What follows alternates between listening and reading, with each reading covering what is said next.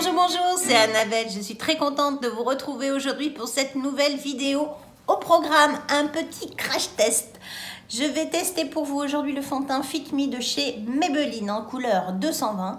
C'est un fond de teint qui apparemment est miraculeux. Il est apparemment super. Il est poreless, donc il doit atténuer les pores. Il est mat, une couvrance moyenne à modulable et c'est un petit prix.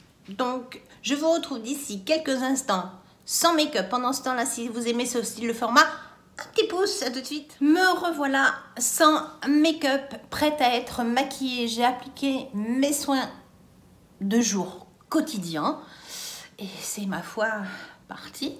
Je vais appliquer de chez Milk Makeup le Cool Water, qui est un rafraîchissant pour les cernes qui aide à les faire dégonfler.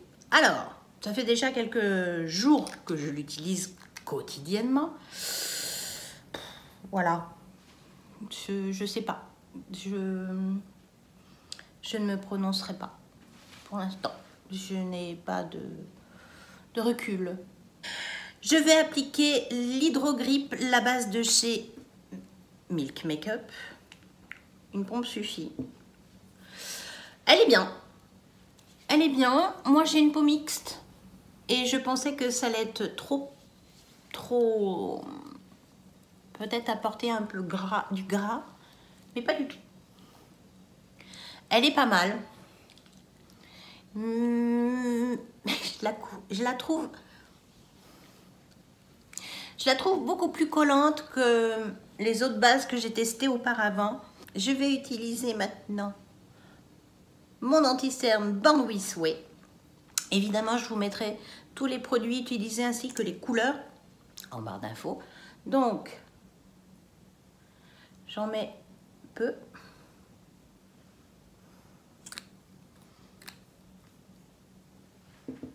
Mon petit pinceau, comme d'habitude, pour étaler. Et c'est parti. Voilà. Donc déjà, effectivement, de toute façon, avec un anti-cerne, on a déjà bien meilleure mine. Même si derrière, je partirai pas comme ça, mais c'est déjà beaucoup mieux. Le fond de teint Fit Me en couleur 220. Donc c'est un petit tube, c'est assez pratique. Tube lambda, plastique. Bon, ni moche, ni rien. Hein.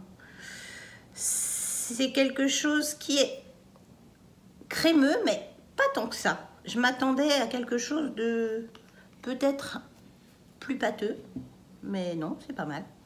Bon, bah, je vais m'en mettre des petites touches. J'accentue un peu sur le nez parce que j'ai le nez rouge. Bon, il m'en reste, hein, mais bon. Je vais prendre mon pinceau et c'est parti.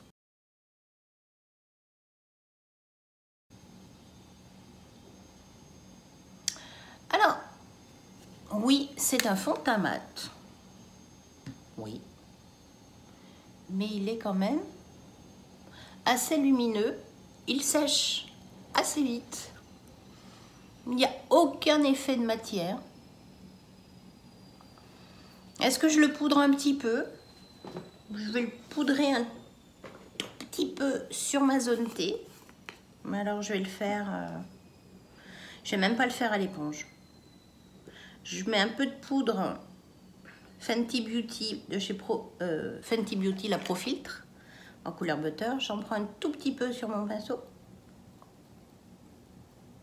C'est vraiment pour dire que je poudre ma zone T.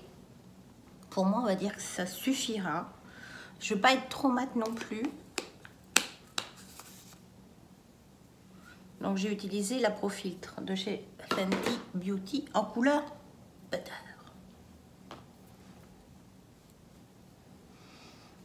Non, c'est pas mal. Le rendu est pas mal. Je m'attendais à quelque chose de beaucoup plus mat. Bon, moi, j'aime pas trop le mat, donc ça m'arrange. Voilà. Bien. Je vais maintenant apporter du relief et je vais utiliser l'Oméga Bronze de chez Marc Jacob. Il est énorme. Il est énorme. C'est la couleur 104 Fantastique. Il est emblématique, ce bronzer, mais je le comprends. Alors, j'attaque par le bronzer, j'ai des doutes. J'ai des doutes parce qu'après, je vais utiliser un petit blush stick. Donc, on verra si je refais une petite... toujours à la racine des cheveux. Mais c'est vrai qu'il se travaille très bien. Voilà.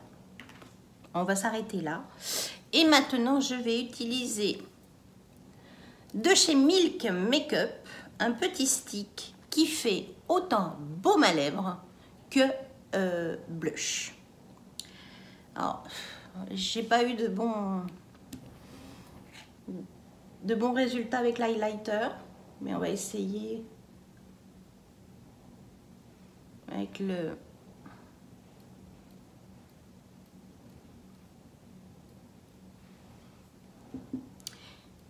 Je vais le fondre à l'éponge. Il est un petit peu lumineux, mais il faut en mettre. À l'éponge, c'est peut-être pas génial, mais j'ai peur qu'au doigt, tout va se barrer. Non, c'est pas mal. Je vais en rajouter un peu là. Non, il est pas mal. Il est pas mal parce qu'il est lumineux. C'est pas mal du tout. Mais je vais rajouter un peu de blush, de bronzer. Je rajoute un peu de bronzer parce que ça me l'a un petit peu déplacé. Voilà.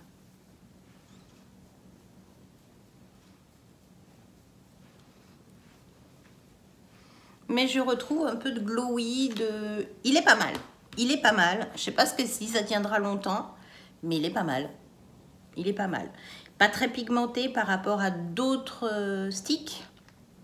Mais why not, hein? Non, c'est pas mal. C'est pas mal. Bien. Je vous abandonne quelques instants. Je vais faire mes yeux et je vous reviens de suite. J'ai appliqué mes ombres à paupières avec la Lorac Pro 2. Si ce maquillage des yeux vous intéresse, je vous invite à consulter la vidéo qui a été publiée mercredi. Voilà. Je vais donc finir mon maquillage. Je vais faire mes sourcils avec l'échantillon de chez Anastasia Beverly Hills, le Brown Wiz en couleur médium. C'est un échantillon, c'est tout petit, mais je suis gauchère, donc voilà. Il diminue à vue d'œil. Alors, c'est un crayon qui est beaucoup plus sec que le NYX. Mais il se travaille. Il est très précis par contre. Voilà. Un œil fait, un œil pas fait. Je me dépêche, j'en refais le deuxième. Voilà. C'est fait. Il est vraiment pas mal. Après, est-ce que je serais prête à mettre le prix dans ce crayon-là? Je sais pas. Je vais réfléchir. Je vais ensuite appliquer le gel pour les sourcils, pour les maintenir en place et peut-être bien fixer un petit peu la couleur. Alors j'y vais doucement parce que ça fait un effet mouillé dans les sourcils et je peux pas dire que j'adore. C'est transparent, ça ne se voit pas, mais moi je le sens là, c'est humide. J'ai qu'envie que ça sèche. Voilà. Je vais ensuite appliquer mon mascara, le Kush Mascara de chez Milk Makeup. Alors, si vous avez vu ma vidéo de la semaine dernière, le crash test avec le fond de teint Marc Jacob, j'ai testé celui-là. Comment vous dire? Je crois que ma tête ne change pas. Voilà. Je vais vous montrer un passage sur un œil et rien sur l'autre. Est-ce que vous voyez la différence? Un passage. Un passage. Et alors, moi qui suis en général assez maladroite avec des brosses un peu de ce type-là, je n'ai jamais été maladroite. Longueur, épaisseur, tout y est. Voilà. Donc là, j'ai fait une couche de chaque côté. Mais il est tellement agréable à porter. Je vous dis pas que c'est mon favori. Je l'ai pas dit. J'en applique une deuxième couche. Une couche. Et là, j'applique ma deuxième couche. Ça ne fait pas de paquet. Les cils ne sont pas cartonnés. Voilà. 2 couches. Une couche. On passe une deuxième couche pour faire plaisir. Hein. Et alors, pour la petite histoire, je me suis dit qu'un tel mascara devait être très difficile à démaquiller. Eh bien, dites-vous qu'avec juste de la microfibre, une petite lingette en microfibre et de l'eau, je m'en suis mis sur plein de doigts, ben ça suffit. Voilà. Donc c'est très déplaisant comme mascara parce qu'il tient et en plus il se démaquille super bien. Mes yeux sont finis, je vais appliquer maintenant mon rouge à lèvres. Et aujourd'hui j'ai choisi, alors ça va peut-être pas aller avec les yeux, ça va être quand même assez sport, mais bon, voilà. Je vais appliquer le Long Lasting Color, le lip marker de chez Kiko, en couleur 105. C'est un feutre à lèvres très longue durée. Si j'avais su, j'aurais pas pris une couleur aussi punchy parce que voilà, avec mes yeux, ça va faire beaucoup. Bon, on y va. J'ai commencé par le contour. Voilà.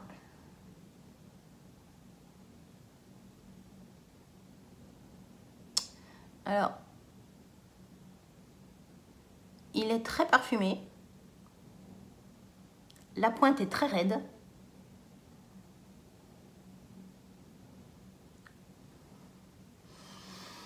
Les contours se font assez facilement.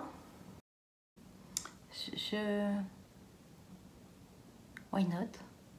Mais alors, pour remplir,